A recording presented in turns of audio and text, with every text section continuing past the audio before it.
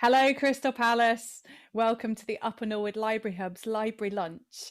This is a place to share positive and useful local information, find out about our lovely community in a bit more depth, and just try and keep us all connected and entertained during this time, especially as we go into our second lockdown. So I hope you're all okay. I'm delighted to welcome my guest today, who is Morgan Archer, an actor and writer and filmmaker, and involved in the Croydon Emerging Writers Programme. So Morgan, lovely to have you. Thanks so much for joining me. Tell us a bit about you and your background. Yeah, well, I was brought up in Bradford, Yorkshire. As you can tell, I'm not a native to London. Well, I'm I from moved down. Leeds. You Leeds, I know we've Yeah. come so far, haven't we? We've come so far. I moved down to London initially when I was like 19, 20, just to do the acting and pursue that. And then backwards and forwards from Bradford and London. And then I spent a few months just trying to find myself. And then I was a bit homeless for 3 or 4 years ago. And then the London Housing Trust that I worked with put me in Croydon. So they put me in Thornton Heath first and foremost. And then I knocked around East Croydon. And that's how I've ended up in Croydon for the last 3 years. That's quite a history. I've come through a lot. It's fun. Wow. Well, it wasn't fun, the homeless bit, but the whole acting and the whole journey and just kind of putting your head against the wall. I think it's a familiar story with a lot of artists just trying to figure out how they're going to make it work. Yeah. I did a lot of sales as well. So I worked at Vodafone, door-to-door sales. And as soon as I did full-time acting and writing, I never looked back. That was the point where things kind of took off in sunny Croydon. So what sort of things make up your work life? Day to day, it's probably waiting for Boris to try and say you can't do this and do that. No, jokingly, it's mainly wake up in the morning, go to the gym, then check my emails to see what castings I got to go for. So there's a lot of self-tapes nowadays, things like that. If I'm doing something like this where there's something to write, I'll try and write something in the morning. If it's a redraft or looking at a script, or try and see maybe a film or a play just to inspire me to write something about it, I'll try and do that.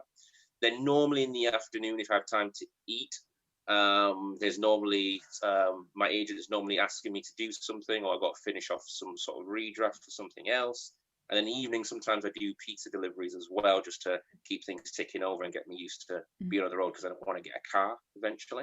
And then, yeah, and that's a typical day. If I'm not on set, so sometimes they'll say to me, you got to go on set, because I do a lot of acting, a bit of extra work as well. So if I'm not on set, that is the typical day. If I'm on set, it's early morning starts, late finishes. Yeah, wow. It sounds like you've found a really good discipline actually for yourself, because I think all of those things, being self-motivated, can be really, really hard. Did that come easily, or have you had to? No. Geminis are very, very much people who just like to, we'll play it by ear. So when I took the decision to go self-employed and do this full time, there had to be some sort of structure, because with work, you kind of think to yourself, there is a structure. You have to be there for 9 and you stay there. You have maybe an hour lunch, but you stay there until 5 o'clock, 6 o'clock. Sometimes with sales, even longer. You have to get up earlier. So with the acting, I just approached it as like a 9 to 5 job, but it's going to be a lot longer hours. So you need to get up early before everyone else, check your emails, make sure you reply to the emails, and go from there. And then just be Johnny on the spot with the self-tapes. And then if you have to be on set, make sure you're on set on time, make sure you have the right wardrobe, make sure you're listening and aware of what the director wants you to do, and just be pleasant, do your job the best way you know how. But that took a while. It was like I say, 10 years. I'm not 19, so I'm nowhere near 19 anymore. So it took a while to get there. There's a lot of mistakes, and probably make still more mistakes now, but you just grind it out, because this is something that I love doing. So I love telling stories, I love acting, I love writing, so keep doing it. Why not? And I guess all the mistakes you learn from them, it sounds like it's led you to somewhere good. So that's very cool. I mean, other than obviously lockdown and the pandemic and things like that, it's not been as bad as it could have been. For a lot of other people, it's been terrible. They've lost loved ones. I can't, touch wood, thankfully. I can say that everyone I know is okay and fine. And other than that, it was mainly a period to just write, learn a bit of Spanish, learn a bit of the Wow. guitar, and just keep going. Just reassess the goals, which is to still write, tell stories, to act, and just figure out a way of doing it. And thankfully, touch wood, I've been able to do that. So that's good. Oh, it sounds like you've managed to make it a positive. Have there Yeah. been any kind of particular challenges or anything from the last 7, 8? How far are we in months? Yeah, it's November now. We need coming Mm. to the end of a very tricky start to the new decade. The challenges would probably be trying to figure out, because I was about to move. So I got back from South Africa doing a commercial in February, and I was about to move from one place in Croydon to another place that had its my own space.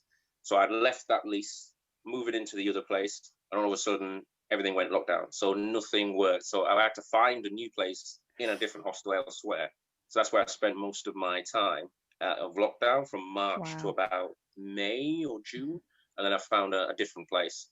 So it's been weird. That would probably be the challenging part, is looking for a new place Mm. when everything else kind of fell through. But again, it's just these things work themselves out. You just keep going again, take Mm. it day by day, and you just find these little pockets. Some people help you out, and if you can help others, you do the same. Has it provided some interesting material for writing with? Oh, 100%. You meet some interesting people in hostels. You meet some, and you just look at. But I'll look back on this, and I just can't. I'll imagine kids who are going through this from 5 to about 13 will look back on this period and be like, we actually stayed home for like 6 or 7 months. We did school via Zoom for like, I mean, Zoom wasn't even a thing back last year. So, I mean, so there's so many things like Corona babies, people like conceiving babies over this Corona lockdown. And they're like, well, mom, dad, what were you doing? Says, well, we were basically had nothing else to do. So that's why we made you. So these things are all kind of these weird anecdotes that I'll look back on maybe fondly, and Yeah. rather than be like, this is just a new norm, like 5 years in, we're just going into these periodic lockdowns. But I'm hoping in a few years' time, when we get a vaccine, we've got past this, that I'll look back on it and be like, yeah, that was a strange start to the decade, that 2020, wasn't it? Yeah. Oh well.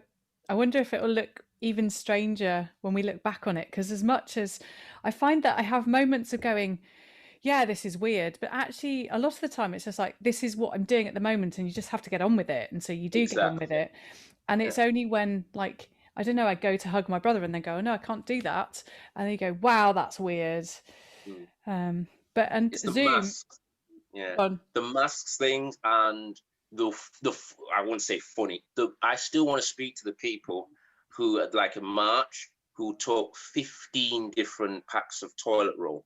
I want to just ask them a question like, so you think the end of the world's happening, and instead of getting tin foods, rice, pasta, things that are going to last, you think, I need toilet roll. I need 15 packs of toilet roll. What was going on in your head? So what? If you have no food, you're gonna eat the toilet roll? I don't get it. I want to speak to these people that did this. That's the main thing. That's definitely good material for writing, isn't it?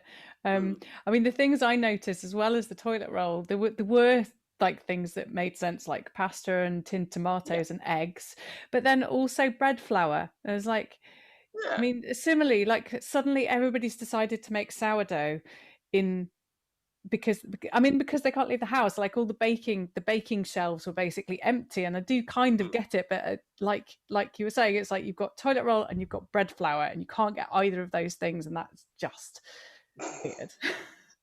Yeah, and everyone became a jogger, and everyone got a bike. That's the other thing I noticed. It's like, oh, so we're doing this now. Mhm. Okay. Well, at least some of the industries therefore kind of gained sales. So Mm. hopefully the bike shops and the kind of running equipment places are doing all right. And Yeah, Sports hopefully, Direct are doing all right. Amazon is doing all right. oh yeah. Well, just while we're mentioning that, I think a lot of Yeah. our local shops in Crystal Palace anyway have spent a lot of time working out how to go online. So guys, if you do need to buy stuff, do consider buying it from our local places. If you possibly can, support our lovely high streets, and I'm sure you've got the same in Croydon with local businesses that could really do with a boost right now. I think they were 100%. hoping for November sales to really get them through the year. Yeah, Anyway, I'm just advert hoping. over. Mm. Sorry, carry on. No, I was just about to say, I'm hoping that they've made like these contingencies. Like when they were open, they thought, okay, we need a website just in case we go into lockdown again, so that people can shop online and buy from us. I hope that people have done that with Yeah. the foresight and with the Yeah. money. I've certainly seen a lot of that actually around Crystal Palace. A lot of the shops Good. are way more active on social media. They've got social media accounts if they didn't before, and they're working out ways to do click and collect services or online deliveries, whatever. Yeah. Thing. So yes, fingers crossed. Fingers crossed. Yeah. But going back to you and your writing, tell us about your involvement with the Croydon Emerging Writers Programme. Well, I saw it online. So a company I worked with before called the Synergy Theatre Project. We did a lot of Zoom kind of sessions talking about different things, but they mentioned this, and I was like, oh, okay, this is interesting. I wanted to do a play, and I put myself forward for it. I submitted my entry, and they were like, yeah, well, join us, which was great. So we did a lot of these things initially via Zoom. And then there was going to be a presentation over at Stanley Halls, which I remember, like I say, I was been in Croydon for like coming to 4 years now. So I remember when that bit, which is now a building, was in flatland. There was nothing there. So now there's a building there, and you're like, oh, I could have a play there. That's nice. So we did it a lot of Zoom calls. Jen was fantastic in just helping us to talk about different ways of writing, different types of plays, how to express yourself. So I found it was great. Sometimes the internet wasn't always great, and sometimes I'd be on location, so the sound wasn't brilliant, but I thought it was brilliant. And then we've evolved, so it's not just a Zoom kind of conversation. We've a lot of the members now are speaking via WhatsApp. We're talking via email about what it is that we want to do. There's a document, an open share document, so Google Drive, where we can share our different ideas, share our drafts, and really comment. And it's really been a great source of fellowship and community and support for us to try and give our opinions and obviously our struggles. And yeah, it's been good, to be fair to you. Yeah, it's a good little meet up. Look forward to the Wednesdays. Oh, it's good to have extra kind of support groups around this time, isn't it, of whatever kind. Yeah, that's amazing. So tell us a bit about your play, if you're allowed to. Of course, yeah. One Night is based upon Officer Blair, who is set in the 90s in West Yorkshire. He's one of the first black officers to arrive there. What is happening is that on his first night as a just covering for the desk sergeant, another black man in his custody dies. And it's literally the first few minutes of that is going to be on the extract of the play, but I've written the rest of it, and it's all about his journey into him figuring out what happened, and if he's going to do something about it. Yeah, I watched a fantastic one-man show by Richard Blackwood called Typical, which is based on a true story. In the early mid-90s, a black soldier or ex-soldier had a night out in Birmingham and died after 7 minutes being in police custody. You could see him die. So he did the one-man show, and then at the end, you see a video of the security cameras of him dying on the floor in police custody. And it always got me thinking, is like, because all of the officers that are watching, because you see all the other officers are not doing anything to help the guy, you kind of think, what if, I don't know, just my own ideas of thinking, what if there was a black guy there? What if there was another officer there? Would he do something about it, or would he just stand back? And that got me thinking about this idea of a continuation of that particular story of, well, what would happen if someone saw that? Would they do something about it? Would they fight their own fellow officers, or would they feel isolated being the only black guy there? And he just got me thinking, and that's the story in a nutshell. Wow, so many kind of struggles in that. That's really interesting. I can't wait to see it. I had another question which has gone completely out of my head in the sort of wow. Yeah, sorry, I had a question as you were saying that, and it's just completely gone out of my head. It'll come back. Don't worry. Yeah, it will, and I'll ask it in a minute. But tell us about how you're actually going to put it on? Who's performing in it? How's that all working? Okay, so because of lockdown, what we were initially going to do is perform in Stanley Halls. So how I saw it is we were going to have the actors just portray each role of the first 7 minutes of the play. Before it was nice and simple. But then as things evolved and as I was redrafting it for this 7-minute play, I don't think it's necessary to have all the actors, because there's about 6 or 7 different actors all talking about what's happening to this guy. And I was thinking there's no need for that. Let's strip it down to what's going on with Officer Blur. So it's now a one-man play. So I redrafted to a one-man talking about what is going on internally and also what's going on externally with John Doe, the guy who's died. And I felt that makes it more interesting because I can then have different thoughts, feelings being able to be expressed. And it doesn't seem weird because it's a one-man show, but I still get to tell the story how I see it as well. Yeah. So now we're in lockdown, I'm not sure how we're going to do it, but I've already recorded the voiceovers of his inner thoughts with a different actor. And obviously I'll probably perform it via Zoom or however we do it, we will do it and we will let everyone know about it. And I'm sure it'll be fantastic. But I will be performing it and we've already done the recordings for everything else. And I guess actually in the current situation, it being a one-man show is quite useful because if you do need to do it on Zoom or kind of pre-record or something, it's really easy to do that with no social distancing issues or anything like that. Oh, yeah. We don't have to worry about, the internet's gone, he's frozen. And the sound's gone, he's frozen. And he's like, everyone's thrown off. Like I say, if there was 6 or 7 people trying to do this particular play and one person goes, it's kind of like it throws everything else off. So yeah, one-man show. Timing doesn't really work either, does it? In the way that it would in the room over internet. So yeah, I know what my question was. Well, I probably have several, but it was presumably the implication from what you said is that it wasn't natural causes, the cause of death, and it was not, it was not a sort of alcohol poisoning or something like that. There's something that's actually happened. Yeah, so there's so part of it is he's bleeding from the head. So and then the bleeding causes him to die because you can see physically that the blood's rushing from his head. So the officers who bring him in, they say, well, he was resisting arrest or there was problems and we had to restrain him and then he fell and slipped. And then it's just a case of, is Officer Blur going to continue to investigate thoroughly what's happened, or is he going to just let it go in case there's a possibility of a promotion, or he doesn't want to ruffle any feathers? And it's just an interesting moral dilemma, physical dilemma, because he's trying to do his family proud, do himself proud, and try and advance in a very difficult world.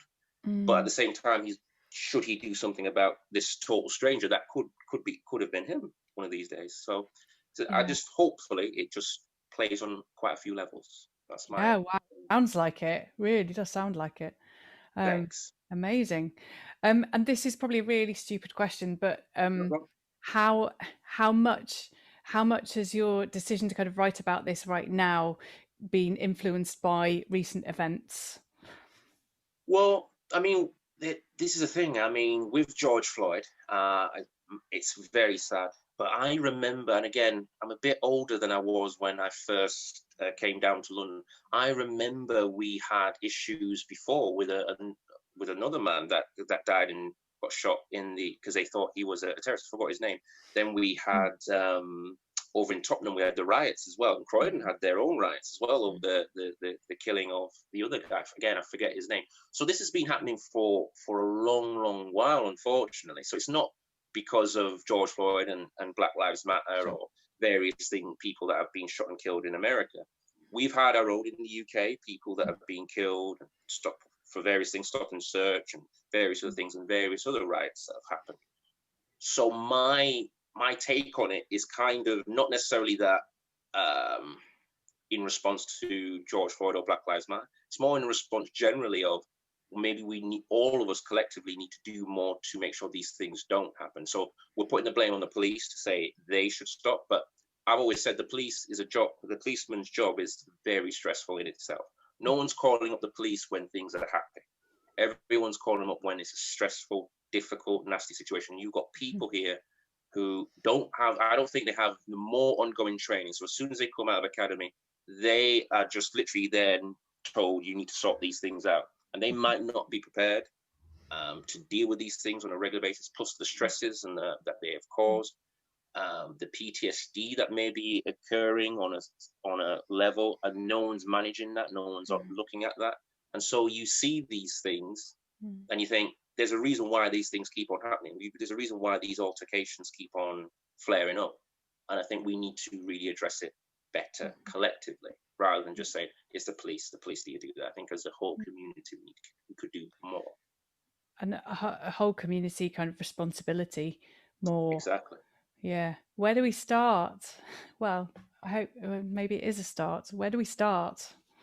We just start by doing this, by talking about it, by writing about it, by showing it from a humane side. We don't just say all police are bad, all victims are good. We say, well, there's black and white and grey in all of these things, because we're all human beings. And what we need to do is look at the problem from various different angles and say, actually, we can do this better. So I wouldn't say necessarily defunding the police is necessarily the right thing to do. We can fund the police better, psychologists, more people, ongoing training, more people, policemen from the community looking after the community as well. Because, I mean, you've got various, I remember in Bradford, the people that I knew who were around the police, they grew up around me. So if I went back to Bradford, the policemen that are there, I went to school with. But they know me and they know my family and I know their family. So, but it's different, obviously, in London. But I just feel like we're kind of missing the community sense of, oh, I know Officer Tony. And then if I know Officer Tony, I'm not going to scream and shout at him just because I'm in a stressful situation. Plus, Officer Tony is not going to arrest me straight away just because I'm having a domestic with Alice, because he knows my family, he knows what's going on. Yeah. So it's just, I think we need to get back to that. It's difficult to get back to that, but I think we need to start with talking. Yeah, more personal touch. Exactly. Yeah. I do have one other question, and it's up to, tell me if you don't want to answer this one. But, no, go on. I feel like the killing of George Floyd has really made the conversation explode in a way that it hasn't before. And as much as it was a devastating tragedy, it possibly has, there might be something good that comes out of it by, starting the conversation more.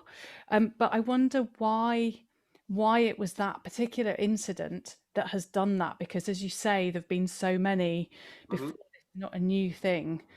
It's a regular thing in there's several reasons why. One of them being we were all being cooped up. So I think it happened, I want to say April, May, just before my birthday, which is in June. And we were in the midst of a lockdown, all of us. So the whole world was in the midst of a lockdown. And I think because we had nothing else to do, so generally in life, we have got other distractions, most of us. So we couldn't be distracted. So it's literally, the news was COVID, COVID, COVID, COVID, COVID, COVID, COVID. Oh, George Floyd, who's this guy? Because we've been given COVID throughout most of it, we could then we wanted something else to focus our attention to. And then because it's so heinous and because it's so blatant that this guy killed this man, and then he wasn't arrested at first. So people went crazy after they realized, actually, he's not being arrested for this. This guy died. He killed him. It's an illegal knee on the knee. He shouldn't be restraining anyone like that. And he's not being arrested. So there was then that outcry.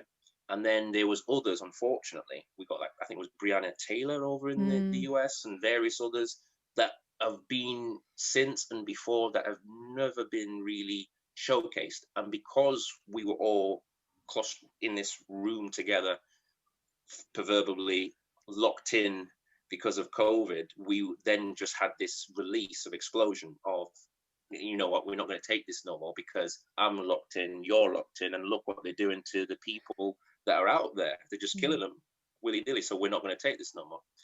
The problem I find is once these things happen, and we have a fantastic march, everyone was marching all over the world, is then what's the policies in place to make sure this thing doesn't happen again? What are the steps we're going to take to make sure that the police either don't feel pressured, or as people, we don't feel pressured as a minority to engage the police or to talk to them or see them as human beings, or them see us as human beings rather than a problem that they need to solve. And the problem I'm finding is that there's already been other people in America, I've not heard much in the UK, but other people in America that are suffering and who are being killed and various different things. So as much as I want to say it was a turning point, a lot more people were talking about it, a lot more people were asking questions about it. I think collectively, it was a lot to do with being in lockdown and the pressures that gave. And also a case of, yeah, people were concerned. They were like, look, people are just getting killed and death, and we should do more to stop it. But I mean, maybe it's me getting cynical in my old age. It's like, if we don't answer the right questions, we're going to keep seeing the same questions pop up. I'm not sure we've answered that particular question fully and effectively yet. Yeah. Wow. Thank you. That's really, really interesting. Keeping the conversation going then, and trying not to get stuck in the old cycles of conversation. Yeah. 100%. Amazing. Well, it sounds like your play is really going to help do that. So that's awesome. Cool. Can you remind us when the date is? We're obviously waiting to see how it's going to be performed, but the date is fixed for performance. It's the 20th of November, I believe. Sorry, I don't know the exact day. It was a Monday, but it's definitely the 20th of November. And then it will probably, I'll be definitely on my social media, Instagram, Facebook's promoting the hell out of it, because we've got some fantastic writers doing very diverse stuff. So it's not just themes like what I'm doing. It's very interesting, very funny, very great stuff. And also Stanley Hall's socials will be promoting it as well. But so it's a very diverse mix of different people, black, white, young, old, showcasing some fantastic work. So it's not just me. I think there's about 10 to 13 different writers showcasing their work. So you get a good breadth and spectrum across Croydon. Fantastic. And if people want to follow you, you have quite a lot of sort of social media outputs, don't you? Yes. So the business one on Instagram is, you probably get me most, is PBMENT, and the personal one is Morgan NO12. And again, it's the same on Twitter and Facebook. Fantastic. Cool. Thank you. We're pretty much out of time. Is there anything else that you want to say just before we finish about this, or anything else? Just a general point. We're in a second lockdown, so we can't get away from saying we're in a second lockdown. So I think we should keep positive. I think it could last maybe until the end of the year. So that's my thought process on it. But we need to keep positive, stick together. We got through it before, and we'll get through it again. And we will see the end of the new year, and we'll have a better new year. So just keep positive. I know it's a bit of a difficult one, but we'll get through this. Come on, UK, we can get through. Brilliant. Thank you so much for such an open and positive chat. That's been really, really good to talk to you. Thank you very much. And I can't wait to see your play. Thanks, Ed. Take care. Thank you. So just before we finish, guys, 20th of November, do watch out for the Croydon Emerging Writers Programme coming through Stanley Halls in some way or other. We still have our All Alone Together project, which, since we are going into a second lockdown, I'd really like some more input on this. This is looking at how the pandemic has affected our local community. We're creating a podcast and doing research into how the community has been affected. The podcast is local residents telling us in their own words, in their own voices, how they've been affected. And we've got interviews that started in, I think, June, all the way through to one that I did last week with someone.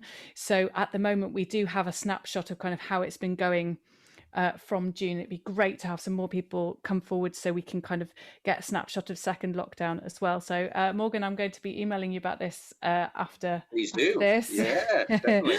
Cool. I think that's it for today, apart from just to remind you about the big energy saving network that we've got at the Upper Norwood Library Hub. This is, if you have any questions at all about how to save money on your energy, whether you maybe want to switch provider, if would be worth getting a new boiler or something else to make your home more energy efficient. The Up and Norwood Library Hub can help with that. It is free, impartial advice funded by the Citizens Advice Bureau. So please do check in and ask your questions about that. That's it for us for today. We're back tomorrow with Kate McGee, telling us about, giving us an update on the High Street and SE19 lates and the raffle that has just launched. Tickets are only £1. It's going to support the High Street, and apparently there's some really amazing prizes, although I haven't actually managed to go and have a look for myself yet, but I believe they're really impressive. So please do look out for that on social media as well, and join us tomorrow to get a full proper update from Kate. That's it for us today. Thanks very much. Lovely to chat to you, Morgan. Look forward to seeing your play. Bye, everybody. Take care. Bye.